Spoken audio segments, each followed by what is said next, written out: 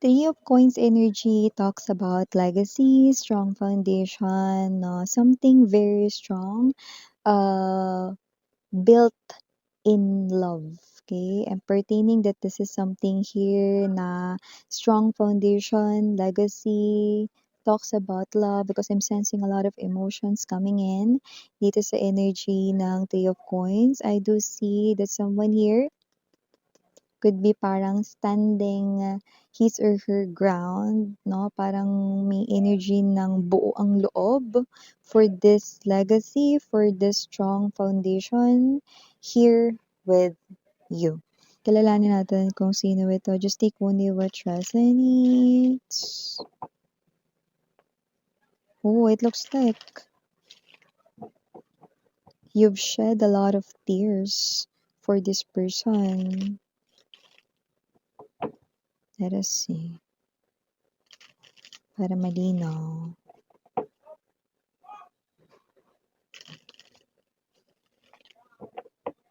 Okay.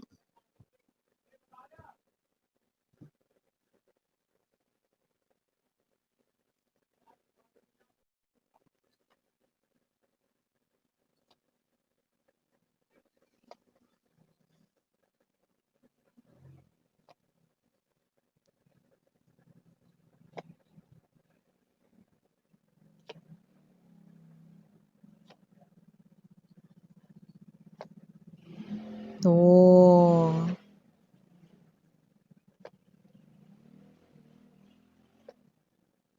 okay. Okay.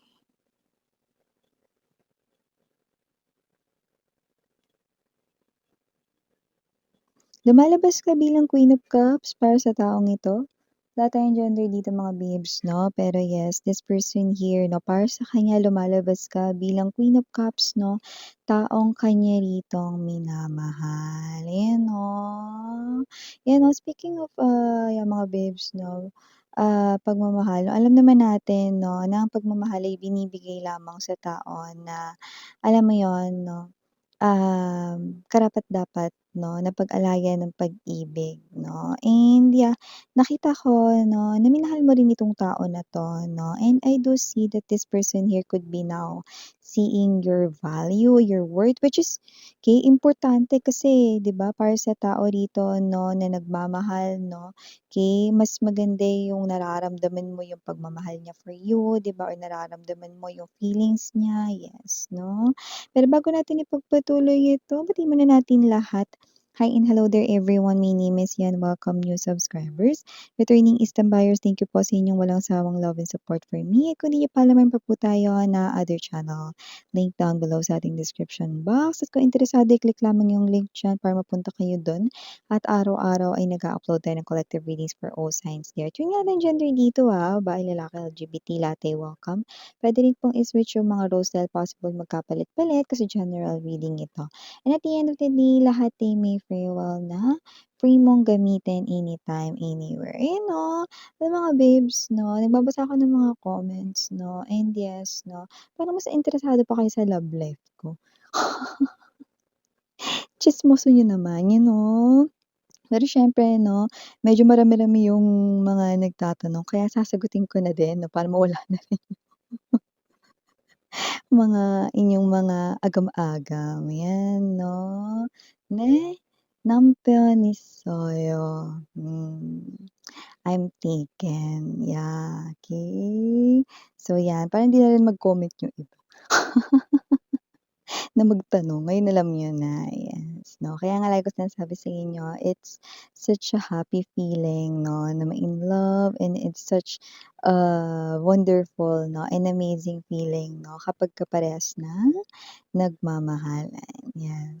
So, lahat tayong gender dito, okey, babae, lalaki, LGBT, everybody welcome. Just take only what resonates and of course, feel free na gamitin ang inyong intuition at free will, okey? So, sa nakikita ko rito, mukhang ito yung person na past lover mo 'no, and this person here is someone with the justice, Two of Wands energy. I do see that this person here is someone na ipa-prioritize ka na daw niya ngayon, uunahin ka na niya ngayon 'no. Dati hindi 'no, kasi nakita ko dito na parang took for granted ka niya 'no, parang siya ito na parang inuuna niya yung ibang bagay 'no or inuuna niya dito 'no, yung mga barkada niya or ibang gawain 'no.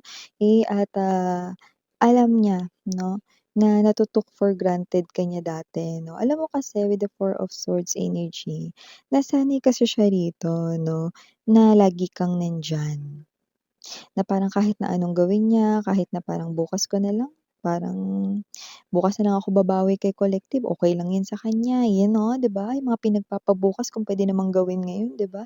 Lalo na yung mga tampuhan, 'di ba? Lahat 'yan ni-neglect niya 'no or hindi niya dito pinapansin, ini-ignore niya na importante talaga yung energy ng pagka merong hindi pagkakaintindihan, pag-usapan niyo na agad, 'di ba? Para hindi kayo nag-aaway 'no or hindi lumalaki yung tampo mo sa kanya 'no. Ikaw nakita ko dito nagtatampo ka sa kanya pero ikaw kasi masyado kang maintindihin, okey? You're very understanding, you're very patient because you are the Queen of Cups 'no. And yung iba sa inyo may nakita ko dito parang mas older ka sa kanya sa age. Alam mo naman, wala naman tayo ritong age pagdating sa love 'no, pero parang mas matanda ka sa kanya sa age, okey? But yeah, meron ditong age difference, so just take how this resonates 'no. Pero nakita ko dito ikaw yung mas maintindihan, okey? Pero yun nga mga babes, so just take only what resonates.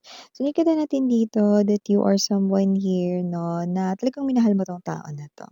Okay, you had given your all sa person na ito 'no, yung self mo, yung whole you 'no, dito sa tao na ito 'no, and nakikita natin dito that this person here could had, went somewhere, okay, at, nag-jump 'no, into another connection or left you behind sa ere 'no. But with the Eight of Cups energy, this person could had returned, yung iba bumalik na 'to sa life niyo. Pero yun nga 'no, patuloy pa rin siya rito na, nagpapapansin, kumo-connect sa'yo 'no, pero maaaring hindi mo pa siya binibigyan ng sagot or reply or puwedeng hindi mo pa siya pinapansin, dinededma mo pa. Pero yung iba nakita ko rito 'no, na, kakatapos niya lang na asikasuhin rito 'no, yung issues or concern 'no, na naging sagabal sa inyo, ito na siya 'no, magfo-focus na siya rito 'no, sa inyo. Pero ang sinisigaw niya talaga rito is, ipa-prioritize na kita. Babe, 'yan 'no. Kung ano yung tawagan ninyo, babe, han, mahal ko, asawa ko 'no, ano man 'yan, okey? Ipa-prioritize ka na daw niya ngayon. This person here is humbling himself or herself 'no, just to get that one. That one and only chance 'no, from you, 'yan 'no. So, kung sino man 'tong energy na 'to, this person here is definitely someone na nakikita ko rito 'no, na ipa-prioritize ka na niya. Makikinig na daw siya sa'yo 'no, sabi na nga ba, eh. Kasi dati with the Two of Swords 'no, in reverse position, nakita natin dito that this person here hindi ka niya pinapakinggan dati, pero ngayon pakikinggan ka na niya 'no, and dati parang, pakiramdam niya hindi niya talaga nafa-feel sa'yo yung seryoso siya sa inyong relationship, pero ngayon siya yung gagawa ng paraan 'no, para ipakita sa'yo 'no, na hindi niya nilalaro itong relationship at siya mismo 'no, ang magtataguyod nito para maging Ten of Coins energy. Stability at commitment na ang ibibigay niya sa'yo ngayon, 'yan 'no. Importante kasi talaga 'no, na sa loob ng isang relationship 'no, yung dalawa kayo ng partner mo 'no, hindi lang yung sa mga sweet moments, lambingan moments, siyempre kasali yun. Pero yung energy ng parang meron ka ring kaibigan 'no, na masasandalan o pagsasabihan 'no. Tingin ko magsasalita ka pa lang dati, ang dami niya ng chu-chu-chu-chu-chu-chu, 'di ba? Yung parang energy na feeling down ka na nga ta's yung person mo hindi ka pinakikinggan 'no. So, lumabas yun dito na nangyayari sa inyo before 'no. Yung parang ikaw lang yung maraming sacrifices but this person here, siya lang yung take ng take and you are the person na give lang ng give. okay, if you know what I mean, okay? So, I do see that this person here is someone 'no, na parang feeling mo hindi ka niya tinuring na partner kundi parang tinuring ka niya rito na parang, iba sa kanya. Yung iba pa nga dito parang feeling ninyo tinuring niya lang kayo rito na, katulong 'no or tinuring niya lang kayo rito na parang alila 'no. Yeah, kasi dito parang may energy na parang lahat ng sinabi niya kasi sa'kin miss 'yan or lahat ng mga kahit hindi naman niya hinihingi pero parang gano'n binibigay ko, ginagawa ko para sa kanya, para hindi siya mahirapan. Ako yung kumikilos dito, ganito, ganyan. Ako rin yung nagreresolba ng ganito, ganyan, solusyon sa problema na kahit kanya 'yun, ako yung talagang pinaka-nag-iisip para talagang hindi na mahirapan yung person ko, okey? You do not need to tell all of those things to me because kagaya ng binanggit ko, kita ko dito, okey? So, kasi naman 'tong energy na ito nakita ko na hindi niya talaga kayo dito prioritize, isang tawag lang 'no, one call away or one chat away, "Pre, tara punta tayo dun." 'Yan, oh. Inuman 'yan 'no, kakainom lang nung isang araw, inom na naman ngayon, whatever 'no, or kakalabas lang, hindi na kayo dito nagkakaroon talaga ng time 'no, for each other 'no, tapos kapagka sasagutin pa minsan na nga lang kayo mag-usap pagalit pa. 'Di ba? So, parang yung energy 'no, na parang hindi mo na talaga na-feel na person mo ito 'no, pero maganda yung naging umpisa ninyo 'no. Yeah, lalo na yung iba may third party dito, dun na nagsimulang pumangit yung pakikitungo niya sa'yo, okey? Yung iba naman wala namang third party, ang lumalabas na third party interference ay bisyo, pangit na ugali 'no, or, energy ng ano 'to, energy ng pagiging selfish 'no, lumbas yun dito 'no. Baka rin kasi talagang ma-ego and ma-pride siya, okey. Tapos nakakaloka 'no, kapag may binibigay kayo sa kanya dun lang maganda yung mood niya 'no, sapatusin ko 'to, eh.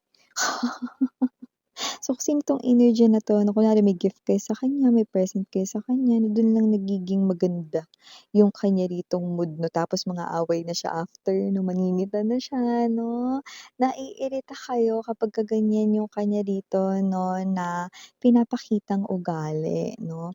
Parang energy na laki ng pinagbago niya, "Miss yan dati gan'to siya sa'kin, dati yan." Nakita ko dito 'no, with the Six of Coins energy 'no, and the Four of Swords 'no. You're really wishing 'no, na, hindi lang sa panaginip na makita ninyo 'no, na manumbalik yung kanyang pag-ibig sa inyo, yung pagiging siya 'no. Kasi alam mo, your person is being blinded for the, desires 'no, na kanya rito na nai-experience, whether that's lust, whether that's sexual desires, if there's a third party na someone else, or whether that's vices or bisyo 'no, yung feeling ng alam mo yun, talagang, siya ay, parang lulong 'no or parang siya ay very immersed sa gano'ng klase ng unhealthy desires 'no. Iba yung parang nawawala ka talaga sa sarili mong wisyo, gusto mo lang 'to gawin ng gawin because this is something here 'no na very tempting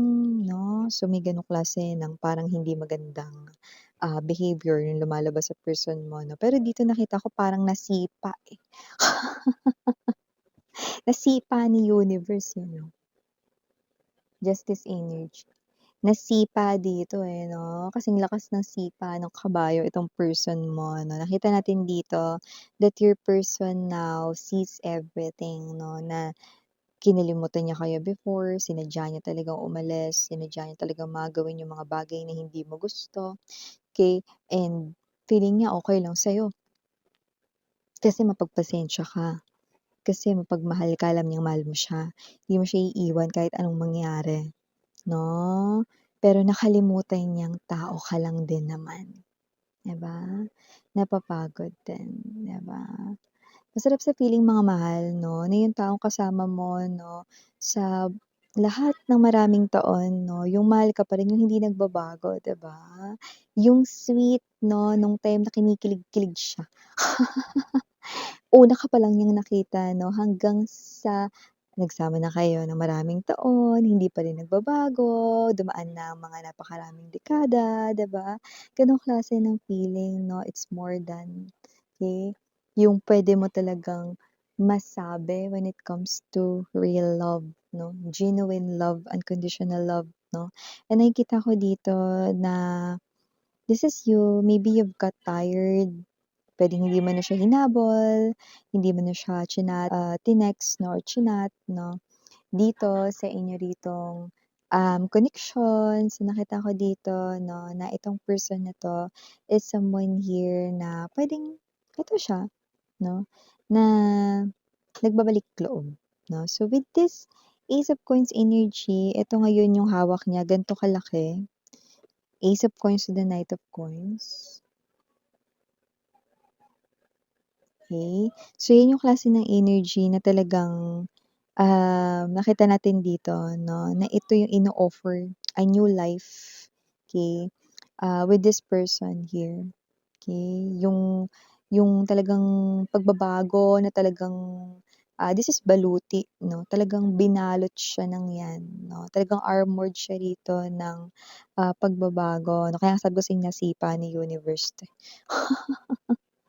Purong pagmamahal at dalawang new beginning nakikita natin dito at ang pangako ng Ten of Coins na hindi na kailanman mababarag 'no. 'Yan ang offer niya sa kaniyang pagbabalik. Kagaya ng nabanggit ko kanina, may energy rito na puwedeng kakatapos lang nila na i-settle down yung lahat-lahat, i-close or magkaroon ng closure with the third party na person if meron.